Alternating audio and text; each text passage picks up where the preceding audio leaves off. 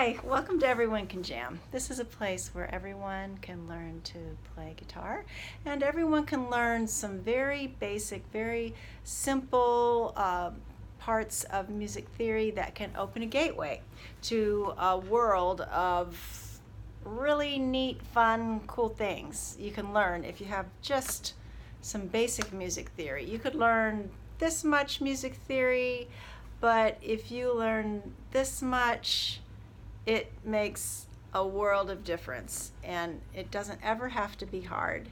Let me just show you the main idea for today, so you'll trust me that it's not going to be hard. We're going to play a major scale all on one string. I'm going to start with the 6th string, open.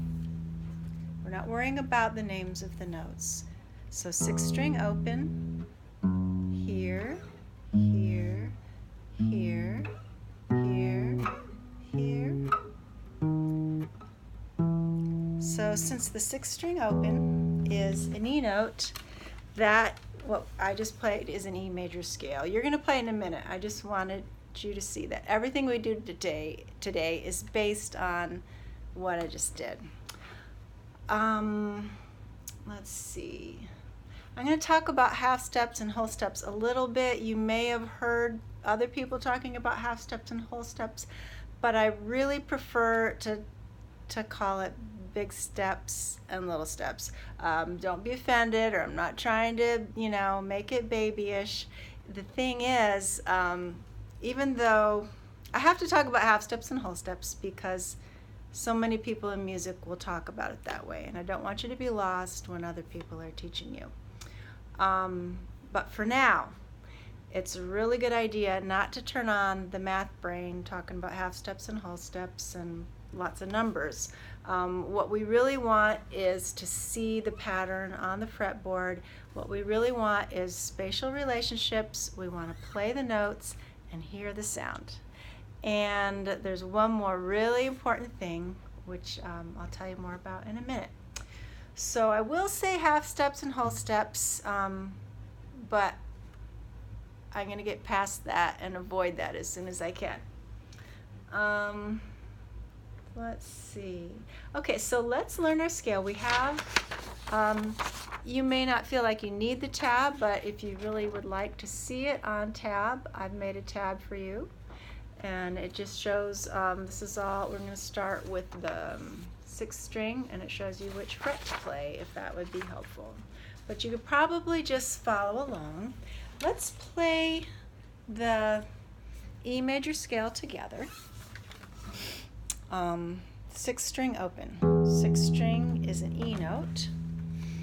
And then, okay, so we're going to call this a whole step, half step. Many of you may know that a whole step is 2 frets higher, whole step is 2 frets higher.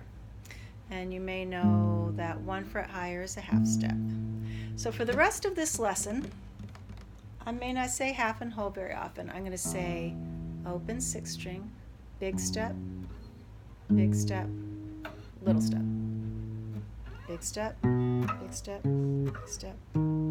This is better for our musical brain to really zero in on the spatial relationships. We don't want to turn on the mathematical part of our brain. We want to be in the spatial relationships and hearing the sound that we're making.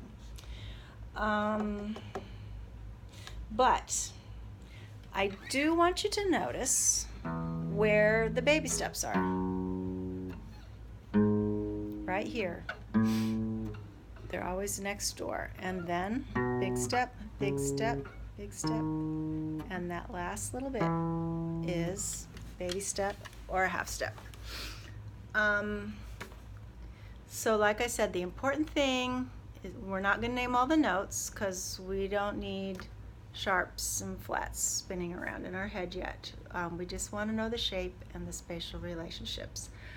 The really important thing that we want to know, there's 2 things. One thing is where to play to get the sound of the major scale. The other thing is I want you to focus on is where the baby steps are, or in other words, the half steps. So first note, second note, third note, fourth note. Between the third note and the fourth note is a small step. Okay? Let's look at the whole scale again. One, first note, second note, third note, fourth note. That was a small step. Big step, big step, big step, and small step. So those are the two main objectives for this lesson.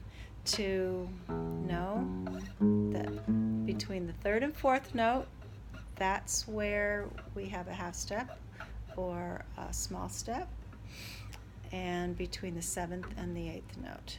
But the thing is, the thing that's going to help you is not learning that, memorizing it, and then remembering it when it's time to use it. The thing that's going to help you is playing the scale and hearing those sounds and noticing when you have a small step and when you have a big step. Okay? So let's zero in on that. And a thing that helps a lot with scales is knowing that almost all of them are big steps or whole steps. Almost all the notes. There's only right here between the third note and the fourth note in your scale is a half step or a small step. And then the rest of them are whole steps. And then that last one between the seventh note and the eighth note, that is the other place that you have a half step or a small step. Or you could just decide which way works for your brain. If you're already used to thinking of half steps and whole steps, that may work better. Let's see. Okay, so let's do it on another string. You can play it on every string. So now we're going to play, and on your PDF, that was the E major scale that we just played. Notice on the A string, all the numbers are the same. So once you learn that pattern, the frets are the same. Open A is where we're starting. Fifth string, open. And then we're going to play that same pattern. Here, here, and then our small step, and then a whole step, and another small step. Okay?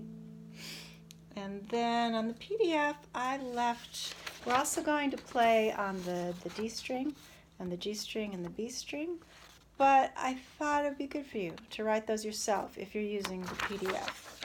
Let's go ahead and play. I'll play slow enough so you can play along with me. D string open, and then let's play here, here. Now it's time for our small step. Whole step, whole step. Okay. So as you play these, just remember. Let's go to the third string and play one. Remember this. They're almost all of them are big steps, except for between your third note and your fourth note. And I don't want that when I say third note and fourth note. Let's make sure that's not confusing.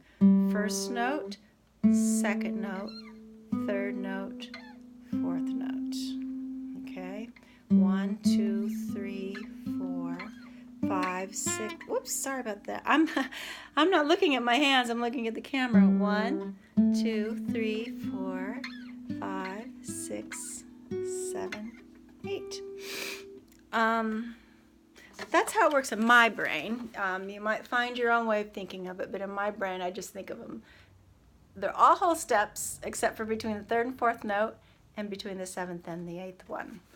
But the important thing is that you know where the small steps are and where the big steps are. But since most of them are big steps, I think it helps just to learn where the small steps are, and then you know. That's going to come in so handy in so many ways later. Now, if you're an absolute beginner, this might be a good time to just stop the lesson and focus on what we've done so far. If that seemed really easy and you're beyond beginner, I'm going to say a few more things, but feel free to just stop, practice that until it's easy. And then when that becomes easy, Then there's some other thing, or if it's already easy, the rest of the lesson is going to be about how to maximize your practice with these scales. Because the idea is, generally we don't play guitar by playing melodies all on one string. There's a reason why we're playing the scale all on one string, and that is to learn the shape of a scale, where the big steps and little steps are, and to get some of those spatial relationships down.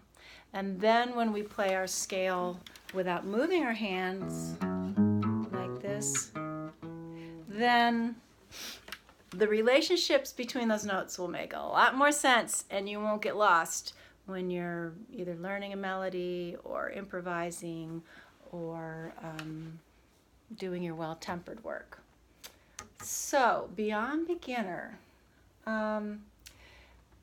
you want to start to identify.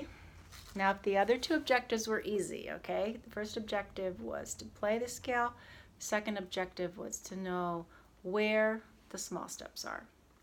And if all that is easy, then the next thing you want to do is identify each note in the scale, either with a word or a number. So we could call it do, re, mi, fa, sol, la, ti, do. Or we could call it 1, 2, 3, 4, 5, 6, 7, 8. Solfege is the first one, do, re, mi, fa, sol, la, ti, do. If it works for you, it's great. If you've already used it in some other lessons, use that. It's very helpful in understanding and using music theory. If you only do one, I would do numbers if you're interested in, did I say it with numbers? I think so, but I'll say it again. 1, 2, 3, 4, 5, 6, 7, 8. Numbers work really well with a lot of musicians if you're working with other musicians in popular music. A lot of people might just teach using the numbers. You can also consider your own brain and your own learning style, such as some people are really good with words and maybe not so good with numbers. And the do, re, mi, fa, sol, la, ti, do would work really well for you if you're more of a word person than a number person. Some people are real strong with numbers and calculations, but not so much with verbal processing. So if that's you, then numbers would work better than the solfege. But you got to name and identify each note either with a word name or a number name. And I would suggest if you choose words, you could write on here, do, re, mi, fa, sol, la, ti, do. I didn't want to write anything on here myself because this is where you're going to modify for yourself. And too much information is bad. Or you can write 1, 2, 3, 4, 5, 6, 7, 8. And that will help you learn, depending on what you choose, that will help you learn that between the third note and fourth note is one of the half steps, or the small steps if you want to call it that. And between the seventh and eighth note is where one of the small steps is. And then you would also learn, if you did solfege, you would learn that do, re, mi, fa. Between mi and fa is a small step, and between ti and do is a small step. So those are all really good things you can do with this. It's important to play it a lot, and you could do it during your, let me see what time it is. I hate to have the glare there when you're trying to watch this. When you're doing repetitions of this, you could look at technique and tone. You could use those notes to play a song, make up a song. We'll definitely be building on this and doing more with it next time we meet for our Gateway lesson. So please like and subscribe if these lessons are helping you, and comments and questions are welcome, very helpful, not just for me, but for everyone. And I will see you again next week when we talk about Gateway theory again and build on what we learned today. Talk to you later. Bye.